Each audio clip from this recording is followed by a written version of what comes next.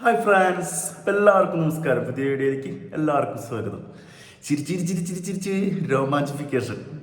അപ്പോൾ ഇന്നലെ നല്ല വീര്യം കൂടിയ ഒരു കോമഡി എൻ്റർടൈൻമെൻറ്റ് കണ്ട് 2 മണിക്കൂർ 37 മിനിറ്റ് അങ്ങനെ ചിരിച്ച് എൻ്റർടൈൻ ചെയ്ത് തിയേറ്ററിൽ ഇങ്ങനെ ഹാപ്പി ആയിട്ട് ഇറങ്ങിപ്പോന്നൊരു പടം. രോമാഞ്ചത്തിന് ശേഷം ഞാൻ ഇത്ര എൻ്റർടൈൻ ചെയ്തൊരു പടം കണ്ടിട്ടില്ല. പ്രേമലു തൃശ്ശൂർ ആകം തിയേറ്ററിൽ ഹൗസ്ഫുൾ ഷോ ആയിരുന്നു. സെക്കൻഡ് ഷോയാണ് പടം കാണുന്നത്. പടത്തിൻ്റെ ക്രൂവിനെ നമുക്ക് ആദ്യം എടുത്തു പറഞ്ഞാൽ ആദ്യമായിട്ട് ഗിരീഷ് ഏടിക്ക് ഞാനൊരു ബിഗ് സല്യൂട്ട് കൊടുക്കുകയാണ്. ഈ പടത്തിൻ്റെ 90% ആളുടെ കയ്യിലാണ്. ആളുടെ ഡയറക്ഷൻ, കഥ, എല്ലാ കാര്യങ്ങളും. തണ്ണീർമത്തൻ ദിനങ്ങൾ, സൂപ്പർ സെവനൊക്കെ നമ്മൾ കണ്ടിട്ടുണ്ട്. ആ ഒരു ബേസ് പടം നമുക്ക് ആദ്യം തോന്നിപ്പോവും. പക്ഷെ അതൊന്നും അല്ല. പടം ഗംഭീരമാണ്. അതിനേക്കാൾ നല്ല പടം എന്നുള്ളൊരു ഫീൽ. അതിനേക്കാൾ നല്ല പടം എന്ന് പറയുന്നില്ല, അതൊരു വേറെ ടൈപ്പ് ജോണ്ടറുള്ള മൂവിയാണ്. സംഭവം പ്രണയം കാര്യങ്ങളൊക്കെ ആണെങ്കിൽ തന്നെ ഡിഫറെൻ്റ് ആയിട്ടുള്ള മേക്കിംഗ് ഒക്കെയാണ്. പക്ഷെ അതിൽ എൻ്റർടൈൻ ചെയ്ത് കണ്ടൊരു പടമാണ്. അപ്പം നമ്മളിതിൽ എടുത്തു പറയേണ്ട കുറച്ച് കാര്യങ്ങളുണ്ട്. അതൊന്നും ഞാൻ പറയാം. ഇതിൽ അഭിനയിച്ചിട്ടുള്ള ആളുകൾ, നസ്ലിൻ ഓരോ പടം കഴിയും തോറും ആളിങ്ങനെ ഡെവലപ്പ് ചെയ്തുകൊണ്ടിരിക്കുകയാണ്.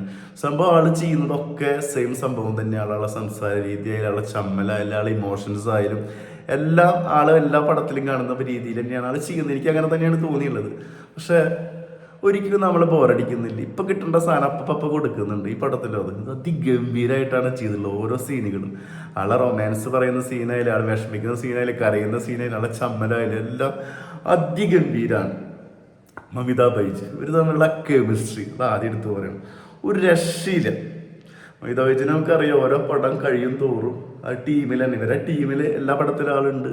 അതിഗംഭീരമായിട്ട് വരികയാണ്. അടുത്തൊരു നമ്മുടെ നായികകൾ, അടുത്ത സൂപ്പർ സ്റ്റാർ നായികകളിൽ പെടുത്താൻ പറ്റിയ ഒരാൾ, അതിൽ യാതൊരു സംശയമില്ല. അതിഗംഭീരമായിട്ടുണ്ട്. എനിക്ക് ഭയങ്കരമായിട്ട് ഫീൽ ചെയ്തു. ഇവർ നമ്മൾ ഓരോ സീനുകളും ആളുടെ പെർഫോമൻസും ആളുടെ എല്ലാം, ആ കൂട്ടത്തിലെ കുറച്ച് എന്താ പറയുക ബോൾഡായിട്ടുള്ള ക്യാരക്ടറും എല്ലാം അടിപൊളി.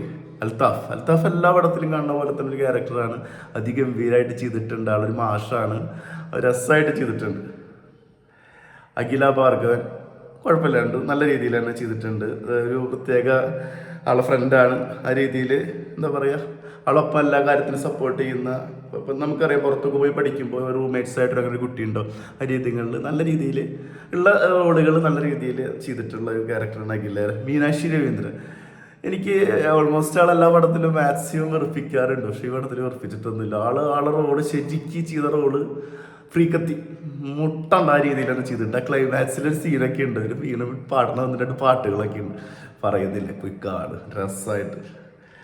പിന്നെ സന്ദീപ് പ്രതാപ് നമ്മുടെ ചെക്കൻ്റെ നസ്ലിൻ്റെ കട്ട ഫ്രണ്ടായിട്ട് അഭിനയിക്കും.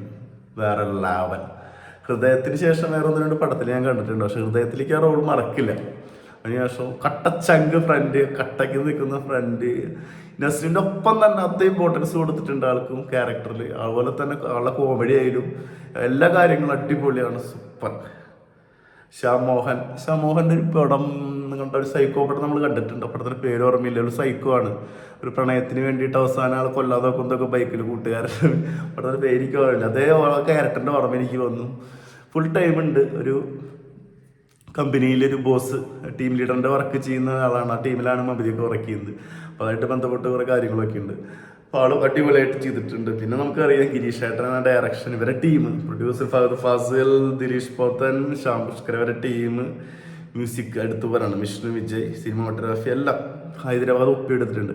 ഹൈദരാബാദ് എനിക്ക് ഭയങ്കര ഇഷ്ടപ്പെട്ടൊരു സ്ഥലമാണ് കേട്ടോ. ഞാൻ അത്യാവശ്യം കുറേ വിസിറ്റ് ചെയ്യേണ്ട, അവിടെ ഫുൾ കറങ്ങിയുള്ള അടിപൊളി ടൗണാണ് ഹൈദരാബാദ് ടൗൺ. പക്ഷെ ഉള്ളിലേക്ക് വന്നു കഴിഞ്ഞാൽ നമുക്കറിയാം പക്ക റൂറൽ ഗ്രാമങ്ങളാണ്. അപ്പോൾ ഗിരീഷ് ഏട്ടൻ ഇതൊന്ന് വിട്ടിട്ട്, കേരളം വിട്ടിട്ട് ആലുവയും പറവൂരും മറ്റേ കറുകുറ്റൊക്കെ വിട്ടിട്ട് ഹൈദരാബാദിൽ പോയിരിക്കും. അതിൻ്റെ ഒരു മാറ്റം ഈ പടത്തിൽ ശരിക്കും ഫീൽ ചെയ്യുന്നുണ്ട്. ഇത് പടം ഇപ്പോൾ നാട്ടിൽ തന്നെ ചെയ്യണമെന്ന് വെച്ച് കഴിഞ്ഞാൽ ചിലപ്പോൾ നമുക്കത് ഈ ഫീൽഡിൽ കാണാൻ പറ്റില്ല. അപ്പോൾ അതിന് കറക്റ്റായിട്ട് ഒപ്പിയെടുത്തിട്ടുണ്ട്. ഭയങ്കര ക്യാമറ രക്ഷയില്ല, BGM നൈസാണ്. പാട്ടുകൾ ഉള്ള പാട്ടുകൾ കുഴപ്പമില്ല. തെലുങ്കിലൊരു പാട്ടൊക്കെ വരുന്നുണ്ട്. നമുക്ക് ആസ്വദിച്ച് കാണാം. വലിയ സംഭവം ഒന്നും പറയുന്നില്ല, ആസ്വദിച്ച് കാണാം. നല്ല പാട്ടുകൾ ആ സീനിനോടൊക്കെ അനുബന്ധിച്ച് നല്ല രസമായിട്ട് ഉണ്ട്. പിന്നെ ഈ പ്രണയം, നമ്മളെല്ലാവരും പ്രണയിച്ചിട്ട ആൾക്കാരാണ്. ചില പ്രണയങ്ങൾ നമ്മുടെ ഇങ്ങനെ കയറിക്കഴിഞ്ഞത്, ഇപ്പോൾ ബിഫോർ മാരേജ് ആയിരിക്കാം, ആഫ്റ്റർ മാരേജ് ആയിരിക്കാം, ബെസ്റ്റ് ആയിരിക്കാം, അങ്ങനെയുള്ള ആളുകളുണ്ടായിരിക്കും.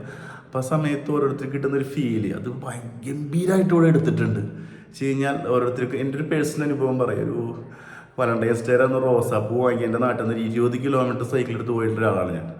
അപ്പോൾ ആൾക്ക് കൊടുക്കാൻ വേണ്ടിയിട്ട്. അപ്പോൾ അതിൻ്റെ ഒരു ഫീല് നമുക്കറിയാം.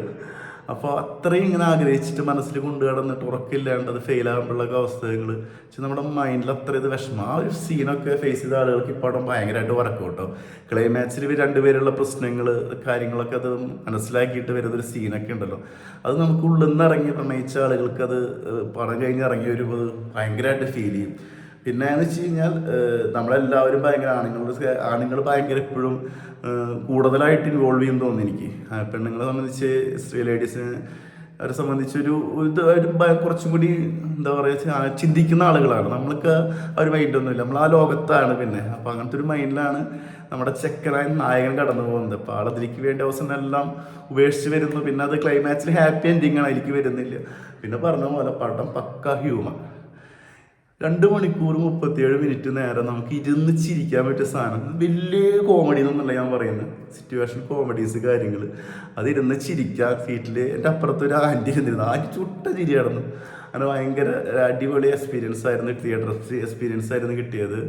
പിന്നെ കൂടുതൽ യൂത്താണ്, ഫാമിലിക്ക് പലർക്കും ഈ പടം ഇഷ്ടപ്പെടുന്നൊന്നുമില്ല. കാരണം എന്താ വെച്ചാൽ ഞാൻ തിയേറ്ററിൽ നിന്ന് ഇറങ്ങി വന്ന സമയത്ത് കുറേ പേരെടുത്ത് ചോദിച്ചാൽ ഇങ്ങനത്തെ പടം വെച്ച് കഴിഞ്ഞാൽ ഒരു ന്യൂജൻ ഫാമിലി അങ്ങനെ ഒരു ബിലോ 60 ആ റേഞ്ച് ആളുകൾക്കൊന്നും ഇപ്പോഴത്തെ അവരുടെ ആ കാലഘട്ടം അവർ ഡ്രിങ്ക്സ് കഴിക്കുന്നതും ബെസ്റ്റ് എന്ന് പറയുന്നതും ഒരു ട്രിപ്പ് പോകുന്നതും ട്രാവൽ ചെയ്യുന്നതും ഉൾക്കൊള്ളാൻ പറ്റില്ല. പക്ഷെ ഇപ്പം 2023 24 നമ്മൾ ജീവിക്കുന്ന ആ രീതിയിൽ മൈൻഡ് സെറ്റൊക്കെ ഉള്ള ആളുകൾക്ക് ധൈര്യമായിട്ട് ഫാമിലി ആയിട്ട് തന്നെ പോയി കാണും.